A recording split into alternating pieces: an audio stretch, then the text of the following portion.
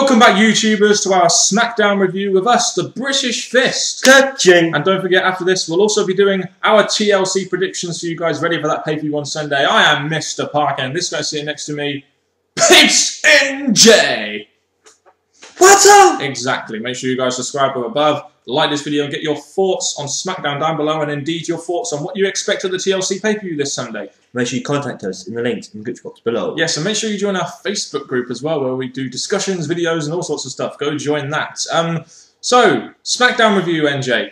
We started off this week with Josh Matthews interviewing Booker T. What a way to start the show. Something different again. Because, again, it's mainly been Cody Rhodes coming out on top over Booker T. Booker T had these few attacks last week, so to have him actually have a segment where he's actually speaking about the match, I thought was really needed. We see the footage of the attack and the match that happened last week. He's talking about how he was ready to be a commentator, but then Rhodes' ego got in the way, and Rhodes is trying to make a name for himself through Booker T. I thought this was kind of real good stuff. He talks about the pay-per-view match as well, and then we get good old my boy Cody Rhodes coming down to the ring to say his piece. Oh yeah. I think, again, he let Booker T get everything out that he needed to say, which I thought was good. Then we, obviously, as it's the last show before the pay-per-view, he does need to kind of have a bit more of his time with Booker T. Indeed. Cody Rhodes comes out and talks about how Booker T will fall to him at TLC. And also that he'll face Daniel Bryan right now, and if Booker interferes, the match will be off and Booker T was suspended. I really did think that that Cody Rhodes promo, not just on the Cody Rhodes mark, I really thought his promo was very good. I did enjoy the promo. Well, putting both promos together, I thought it's definitely got their match ready, so I like that. And a good way to start the show, because not only do we get that, we get a mid-card style feud opening the show on SmackDown. We also get a match following this. We get Cody Rhodes versus Daniel Bryan.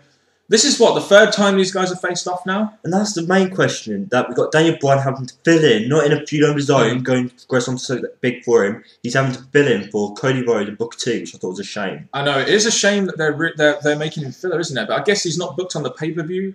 So, I don't know, it's really hard for me to judge this. The match itself, though, went about 6 minutes? I don't know, minutes, that's English, right? Yeah. It was a good match, I thought. You had Rhodes pinning Bryan clean with the nice counter on Crossroads. I thought that was a nice finish, but do they have to pin the Money in the Bank winner clean? It's like you're kind of saying that... Do you know what I mean? Do they have to pin Daniel Bryan clean? Well, the whole stipulation of not Booker T getting involved, and I think, to be honest, having Cody Rhodes actually come out with a win, ready for the pay-per-view, I thought it was nice, but it's a shame it had to be done to Daniel Bryan. And the commentary was good in this match as well. You had Booker T talking about Cody Rhodes and stuff, and I kind of like the way they're sort of incorporating the commentary into the feud, which is quite nice. A nice sequence of segments to open the show, I thought. I think it was very nicely done. Very good opener. Yes. Alicia Fox versus Natalya was next. Here we go. Yes, here we go, boys. The Tea Time guys aren't here this week, but I got a special text from the Tea Time guys. I'll read it now. It says, to Mr. Parkin and NJ, Chortle. Okay, yeah, there we go. Fox basically wins with the roll-up, very short match, and oh my god, how much do they want to embarrass Natalya? Seriously. The whole thing I'm going to say is that she gets the roll-up, that's her lost. She gets out the ring and Alicia Fox her hair, and I'm thinking, you go back in the ring, yes, go back in the ring and attack her. But then Alicia Fox comes out on top. I'm like, Divas are doomed, Natalya's progressing the WWE. Just failing big time. Embarrassing Natalya big time, and again, we don't really know what's going on with the pay-per-view match now, and it is kind of the go-home show, so unless we get a last-minute match added, whatever, I don't know, I just don't care about the Divas anymore, NJ. We then get a backstage interview where Jack Swagger thinks he's going to be the world champion. Ha ha ha ha fucking ha. I don't know why Mark Henry came to ask for help to hurt Big Show, but again...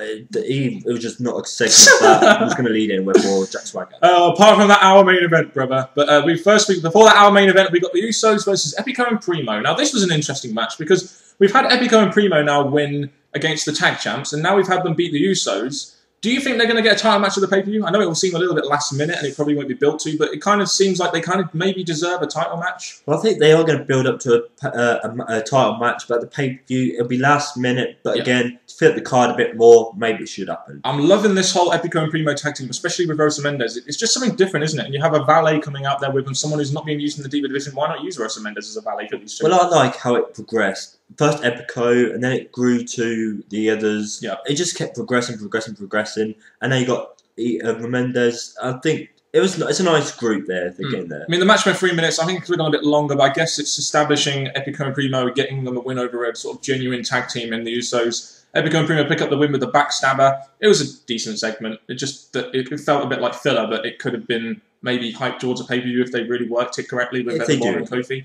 It could be. Our main event was Big Show versus Jack Swagger. Now, I tell you what though, they did do a very good job of showing Swagger's and Big Show's history, which I liked. I like the fact they're showing some history. It gives them a reason to face off. And they actually, even though Jack Swagger is a chump, at least they tried to make him seem like a big deal. Even though he's not a big deal, at least they tried to make it seem like he was some sort of, submission specialist guy. Well, I think the video package before the match, after what Jack Swagger said backstage, was actually making us think, oh, maybe there's progression there. But obviously the match showed that they've got no plans to push back towards the main event again. Well, they did show glimpses of Swagger's submission holds, but you get Mark Henry coming down to the ringside with a chair, sort of extenuating that Big Show Mark Henry rivalry, not touching before the pay-per-view, which I liked about this segment. This segment to me felt like a very good old school segment where you have the face fighting in the ring, the heel on the outside doing not much, maybe doing the occasional sort of interference through distraction. It went 6 minutes. It wasn't. I'd say it was a good match actually between Big Show and Jack Swagger, and Big Show rightfully gets the victory. Again, I didn't really expect Swagger to ever pick up the win over Big Show. This was just going to progress Big Show ready for the match at the pay-per-view. So I'll say Big Show winning. It was the right thing to do, and obviously, and good hype for their match as well. I thought you had Swagger, then you had Mark Henry attacking Swagger, and then the cameraman afterwards with the chair. I'm like, whoa, Mark Henry's on a roll attacking people nowhere near as big as him. No, again, I'm glad he brought out the chair, so it adds that more towards their match. So it does give their push towards their match at the pay-per-view. And then we get Henry walking away like the classic heel would. So I did enjoy this hour main event. I thought it was good hype for their feud, and they've got a lot of groundwork there. They just need a simple segment like this on the go-home show. That's all that was needed. After that, we have Heath Slater versus Ted DiBiase. As we know, Ted DiBiase has been picking up a lot of wins lately on SmackDown. And we finally, now this is good, we finally got to see footage of the DiBiase posse, which is good. We needed to see the DiBiase posse, didn't we? And like how he's getting over with the fans. We do, because obviously we keep hearing about Ted DiBiase and the posses. We picture him probably getting a push-up back to somewhere in the main event card. So having stuff like this, he's actually building up his character and showing us why he's got bands behind him again. Yeah, and DiBiase gets the win over Heath Slater in about 3 minutes. It's to be expected that with Heath Slater being there. He is a jobber now. And then we have Jinder Mahal attacking DiBiase post-match, which I thought was interesting. I was like, could there be something here, even though he's lost to him twice now? But then we get Teddy Long coming out, and just when I feel that WWE are trying to get some heat on Jinder Mahal, you have Teddy Long coming out, and it kind of just wiped out all his heat. I'm like, well, for young heels like Jinder Mahal, you really need to do your best to try and get some heat on him. But when you have Teddy Long coming out and booking another match, the heat is all gone, and it's ridiculous. And the thing is, instead of booking him against a jobber or someone that is not as high as his opponent was, as Dan said, his heat just went straight out the window as soon as this person came down the ramp. Sheamus, fella, comes down to the ring, and then he beats on Jinder Mahal, fella. That was a fucking shit Irish accent, but basically, sorry, I embarrassed Irish people there. I apologise for that wholeheartedly. So Sheamus basically squashes Jinder Mahal, and it's like, well, all that heat Jinder Mahal maybe had in that segment, that's just gone. And again, Sheamus does what we all expected. He just puts him, yes, Jinder Mahal got some offence in, but Sheamus was able to beat him with the bro kick for 1, 2, 3. None of this is involved at the pay-per-view, though. That's the only problem I have with this segment. This is kind of filler, not pay-per-view related. It's getting DiBiase a win, it's getting Sheamus on TV, but Sheamus should be in a program. I'm just saying. That's very true. Again, this may build up to after the pay-per-view, but this show, for it being the last show before the pay-per-view, should be concentrating on that more. Exactly. Then we had a main event tag match, which was announced earlier on in the evening. Orton and Ryder versus Ziggler and Wade Barrett, making probably one of the most interesting feuds at TLC and combining it with the US title feud. You could say, do we really want Ryder in the main event? No. But is that because of Ziggler being US champ? Probably yes. So I was pretty happy with this main event, especially with how it played out. It was a very solid tag match, in my opinion, for a main event. We questioned before, should the World Heavyweight Championship kind of thing be done in the main event? We've questioned that before. But with this, I think, as they're maybe going to put Barrett into the main event, having this as the main event is going to do him justice after the pay-per-view. And you raise an interesting point. They've got the Big Show and Mark Henry, which I think is a good feud in the sort of mid-card of the show, the main event. And then you have, it kind of shows you, number one, that they kind of like Barrett, that they're putting him in the main event, or it might show you that Orton's the number one babyface, so they're going to feature him rather than the Big Show Mark Henry. But I thought this was a very solid match, so I thought this was worthy of the main event, and they did work it very well in my opinion, and it got a lot of time. So for this week, I thought this was a good main event. Well, every time I looked up at the screen, it was Orton on top, and that kind of drew my attention away from it. It's just that, again, yes, you see Ziggler getting in some moments, but to be honest, I think they did what they normally do, which is book Orton quite strong in the match. Oh, so when I looked at the match, I thought Ziggler was on top a lot of the time against either Orton or Barrett.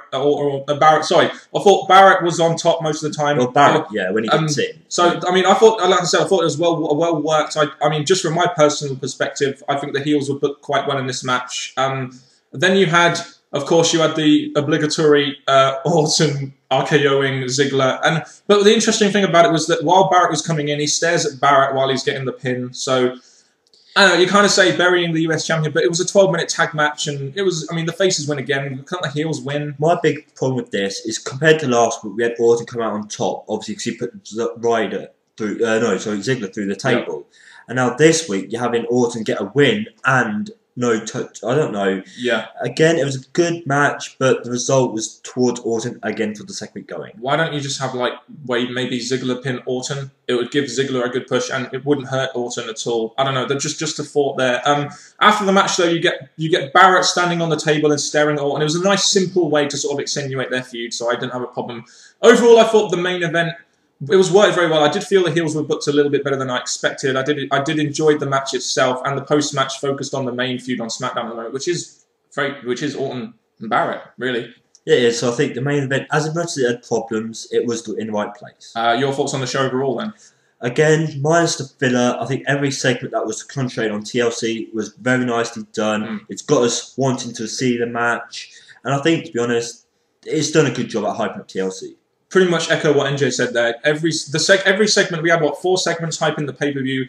They were all pretty good. There was a lot of filler there, which was a little bit annoying for a go-home show, but I guess they're trying to get guys like Ted DiBiase and Sheamus wins and, trying to establish some tag teams maybe. So, overall, and I thought the opener, our main event, and the main event itself were 3 very good segments. I like the way they're doing these shows now, especially with Cody Rhodes being a forefront at the beginning of the show. So, I mean, I'm going to give this a solid B. I thought this was good SmackDown, despite the filler. I will get B minus, just because I thought the filler kind of took away from it. The main event could be done differently, so it makes other people look strong going into the pay-per-view. But again, it was a good SmackDown. Guys, get your thoughts on this edition of SmackDown down in that comment section below. And now we will move on to our TLC predictions video. Well, guys, you've just come back for our TLC preview video right after that SmackDown review. NJ, before we go into this preview, just give me your thoughts on the build, the general build going into TLC, and what your thoughts are on it. Well, majority of the matches, I think they've had somewhat good build, but maybe not enough build over the last couple of weeks. So I'm going to say they gave us 6 matches, which I think is built the card somewhat decent. But again, the build overall, I've just not been with it most of the matches. No, the build for me has been pretty... Apart from Orton and Barrett and Mark Henry Big Show, the build for me has been really bad. And there are some people backstage at WWE even saying that this could get the lowest buy rates, the lowest pay-per-view buy rate of the year. And I wouldn't be surprised. I mean, it's not that it's a bad card. It's just that the matches haven't been hyped up to brilliantly over a long period of time. And we also have a lot of people that aren't booked on it yet. And it seems like it might be one of those last-minute filler pay-per-views. That's my issue. Could be. I think, to be honest...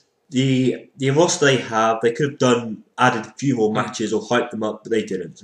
There's a couple of matches which we might be seeing that we haven't really been seeing booked yet. We had Cena's not been booked, Sheamus hasn't been booked, Daniel Bryan hasn't been booked, there's no Divas match, and there's no tag title match. Are we going to see any of these at the pay-per-view, do you feel? It's kind of disappointing, because Cena, WWE's top wrestler, Sheamus coming up to a top babyface, Daniel Bryan, come on, he's meant to be cashing near WrestleMania, and he hasn't been booked up pay-per-views. Divas, well, they've been messed up. Oh, yeah. And tag, well, they need to start getting involved, but I guess there's not enough tag teams for them to actually make decent matches for a pay-per-view. I guess if anything's going to be last minute, we might get an Epico Primo tag team match against Evan Bourne and Kofi Kingston. A Divas match, maybe Alicia Fox, Beth Phoenix. Daniel Bryan, he's probably never going to book on pay-per-view. Sheamus isn't in a program. Cena maybe against Kane. Who really knows? But shall we just... I mean, that's all really speculation. We don't really know what's going to happen. This could all be last minute. Shall we just go on to what we now got? Let's go to the card. We've got 6 matches on the card. The first one we'll talk about is Dolph Ziggler versus Zack Ryder for the US Championship. Do you feel it's about time that Zack Ryder wins that US Championship and Dolph Ziggler kind of moves up to the upper mid-card? Well, the way I see it, again, Ryder should just win the championship because Dolph's not been booked as the best champion, and maybe Ziggler could go into a tag team with Swagger to go into the tag team division for a while. But yeah, so that's how I see it. I do see Zack Ryder win this finally. I mean, just the amount of crap he's gone through to just get this title shot, you might as well just give it to him and have this feel-good moment, which probably should have happened at Survivor Series. Well, talk about that. They have rushed try and get him this championship. The way they built it up to this championship match is horribly done. I'm going to say that now. Yeah, the next match we have on the card is an IC championship match between Cody Rhodes and Booker T. And one thing I will say, it's nice they've got both mid-card belts on there, isn't it? They've got Cody Rhodes and Booker T and Dolph Ziggler, Zack Ryder. With Cody Rhodes, you have him against the legend in Booker T. Do you feel this, I mean, we think Cody Rhodes is going to win this, obviously. Do you feel this could be kind of like a sort of defining win for Cody Rhodes on his way to maybe to the main event against a legend like Booker T? Well, he's going to be against legend Booker T. Yes, he's not wrestled in a while, so maybe it's not the best wrestler to go against. But I think, to be honest, it's going to be a win for Cody Rhodes over someone as big as Booker T was. I mean, like you said, it's still a name, isn't it, with Booker T and Cody Rhodes giving him the victory. I expect Cody Rhodes to retain, personally. Then we have Triple H and Kevin Nash.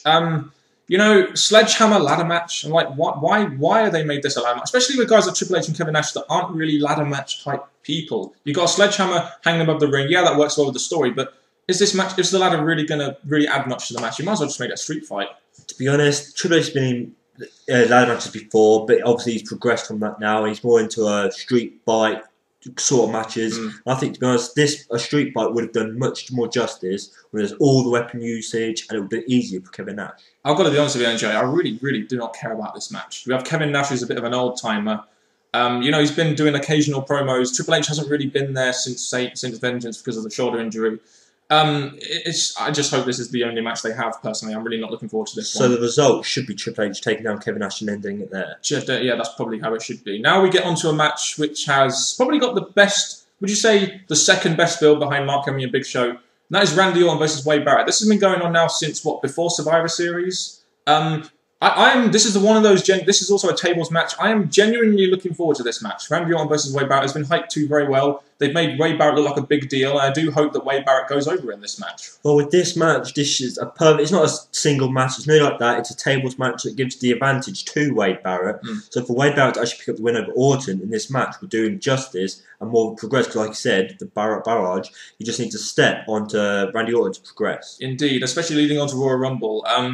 You know, the tables element allows, you know, it means guys like Randy Orton doesn't have to job. So I expect Wade Barrett to win this match. I really do. I think it'll probably be a good match. It's one of the better built feuds of the pay-per-view. So it's one of those matches which I want to see in the mid-card, which will be a good match. So I look forward to it. Same here. After that, we have the World Heavyweight Championship match. Mark Henry versus Big Show in a chairs match. The chairs element kind of fits into their storyline, doesn't it? As, you know, Henry took Big Show out with a chair. After the past attacks he's had, the chair has played a big importance to Mark Henry's growth in the main event. So I think having this as a chair match definitely fits the storyline. I mean, this has had, 2 pay-per-view matches now. I expect this to be the last match they have, personally, before they maybe move Henry on to someone like a Kane, possibly, or someone else like a Sheamus. So I am actually looking forward to this match, and I expect Mark Henry to win, of course. Well, with this being their last match, like you said, I am looking forward to it, seeing how they're going to finish it and how they're going to have Mark Henry come out on top and retain the championship. Maybe Mark Henry will injure Big Show again, or maybe we'll get Daniel Bryan cashing Money in the Bank. We don't really know what's going to happen. It could be an interesting end. Who really knows? And then we'll go on to what is essentially the main event. CM Punk versus The Miz versus Alberto Del Rio in a triple threat TLC match for the WWE Championship. The first thing I want to say about this is that maybe they put the wrong wrestlers into this match. Like The Miz could have been open for Cena to have a match at pay-per-view. And that would have progressed onto that whole Awesome Truth and Cena thing. They could progress onto that. So I think, to be honest, they put maybe the wrong wrestlers in this match. A Punk Del Rio rematch would have been a logical thing. But I think the reason they've done this is because they want to move on to Punk and Miz going into Royal Rumble, which I will want to see, personally. Well, maybe they could have done that after TLC, then progressed onto it, instead of just doing it now. I agree. But this, I mean, obviously, this was built like, this is one of those matches that kind of got sort of built over one night, and it didn't really have too much build. They built to it okay, and it will be a good match. It's just that the build hasn't been great for it. I expect Punk to retain just because there hasn't been any build, and then he'll feud with Miz afterwards. That's the way I see it. Again, it's a match that's got 3 top wrestlers in, but I'm not happy with the build, so I'm expecting Punk to retain. Yes, I'm expecting Punk to retain too. So there we go. That is our thoughts on the TLC pay-per-view. If you guys have any thoughts, make sure you let us know down below your thoughts on SmackDown and, of course, what you expect going into TLC. And that has been, well, that's been it from us. And now to pass you on to to the British Fist main event. No, not the Tea Time guys. It's NJ. People, for one moment, do this. You are part of the British Fist. No one will say now, from the British Fist themselves, Mr. Parkin and NJ. Enjoy TLC and tune in for our next review, and goodbye.